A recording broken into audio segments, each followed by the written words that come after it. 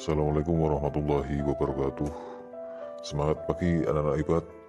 Pada kesempatan kali ini kita akan membahas tentang berpikir kritis sesuai Quran Surat Al-Imran ayat 190 dan 191.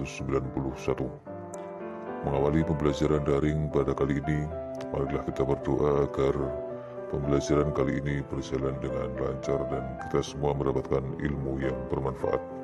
A'udzu billahi minasyaitonir rajim.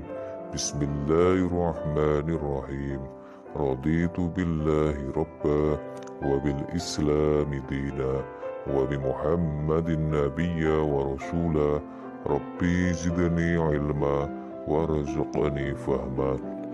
Allahumma aftah alaina futuhal arifin warzuq alaina rahmataka ya arhamar rahimin. Baik anak-anakku, siswa-siswi SMA Negeri 1 Prambanan yang dimuliakan oleh Allah, di bab ini kita akan mempelajari 6 KD yang meliputi KD sikap spiritual, KD sikap sosial, KD pengetahuan, dan KD keterampilan yang semuanya berkaitan dengan Quran Surat Al-Imran ayat 190, 191 dan Al-Imran 159 tentang berpikir kritis dan bersikap demokratis. Dan khusus untuk pembelajaran daring kali ini kita akan membahas tentang Quran Surat Al-Imran ayat 190, 191. Adapun peta konsep materi yang akan kita pelajari yaitu ayat Al-Quran, terjemah, isi kandungan, asbabun nuzul, ulul albab, perintah berpikir kritis dalam Al-Quran, urgensi berpikir kritis, serta contoh berpikir kritis dalam Al-Quran. Namun sebelum masuk ke materi, ada beberapa pertanyaan yang perlu kita renungkan. Mengapa manusia bisa membangun peradaban, baik transportasi, gedung tinggi, teknologi, dan lain sebagainya? Pertanyaan selanjutnya, apa keistimewaan Adam sehingga malaikat diperintahkan sujud kepadanya? Dan tentu saja masih banyak pertanyaan-pertanyaan lain yang patut untuk kita renungkan. Aku berpikir maka aku ada, begitulah kata Descartes dalam sebuah buku karyanya.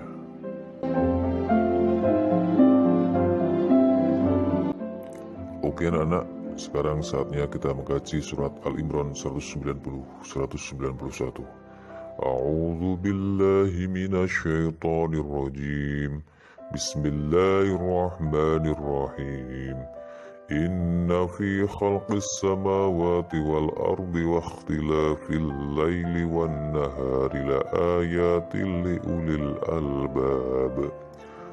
Sesungguhnya dalam penciptaan langit dan bumi dan pergantian malam dan siang terdapat tanda-tanda kebesaran Allah bagi orang-orang yang berakal. Lantas siapa orang yang berakal? Dijelaskan oleh Allah Subhanahu wa taala di ayat selanjutnya. Alladzina yadhkuruna Allah qiyaman wa qu'udan wa 'ala junubihim wa yatafakkaruna fi khalqis samawati wal ardh. Rabbana ma khalaqta hadza batila subhanaka faqina azaban nar. Yaitu orang-orang yang mengingat Allah sambil berdiri, duduk dalam keadaan berbaring, dan mereka memikirkan tentang penciptaan langit dan bumi seraya berkata, ya Tuhan, kami tidak Engkau menciptakan semua ini dengan sia-sia. Maha suci Engkau, lindungilah kami dari azab neraka. Anak-anak sekalian, surat Al-Imran 190, 191 ini setidaknya memiliki 4 isi kandungan. Yang pertama tentang penciptaan langit dan bumi serta pergantian malam dan siang yang mengandung tanda-tanda kebesaran Allah. Kedua, orang yang berakal adalah orang yang senantiasa mengingat Allah dalam segala keadaan. Yang ketiga, orang yang berakal senantiasa memikirkan penciptaan langit dan bumi dan apa yang ada dalamnya sebagai ayat Allah. Dan yang keempat, tidak ada satupun ciptaan Allah yang sia-sia. Semuanya mengandung makna, manfaat, dan pelajaran berharga bagi orang yang mau merenungkannya. Kedua ayat ini memiliki asal nuzul sebagaimana dijelaskan oleh At-Tabari dan Ibnu Hatim.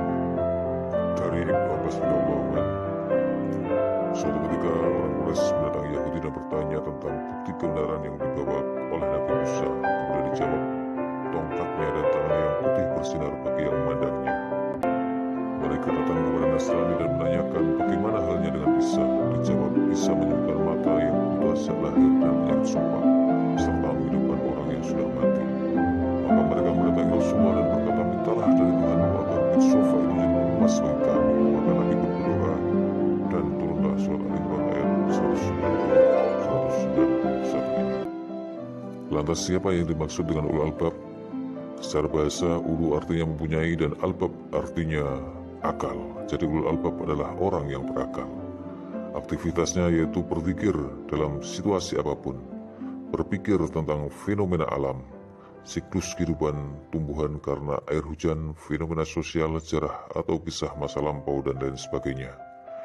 Adapun buah dari aktivitas zikir dan pikir mereka adalah meyakini bahwa Allah menciptakan semua dengan tujuan dan tidak ada yang sia-sia.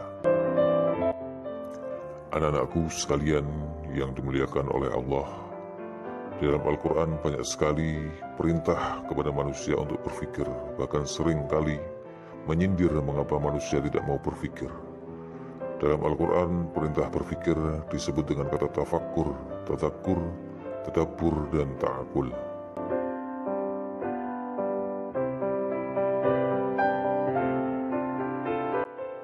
Lantas sebenarnya apa sih urgensi daripada berpikir? Tentu banyak sekali. Yang pertama, berpikir saat lebih baik dari ibadah 60 tahun. Yang kedua, mampu mengembangkan iptek dengan mengambil inspirasi dari segala ciptaan Allah. Yang ketiga, menambah keyakinan akan kemahabesaran Allah. Dan tentu saja masih banyak sekali.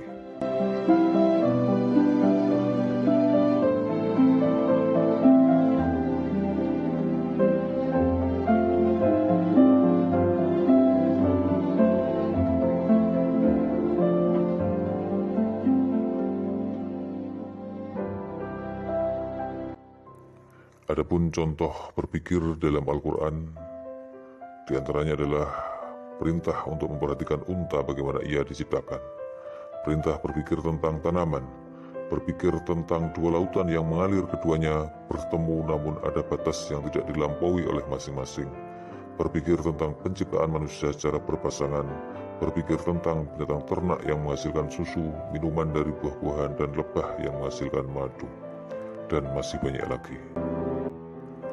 Baik anak-anak, itulah sedikit pembahasan tentang berpikir kritis sesuai surat Al-Imran 190-191.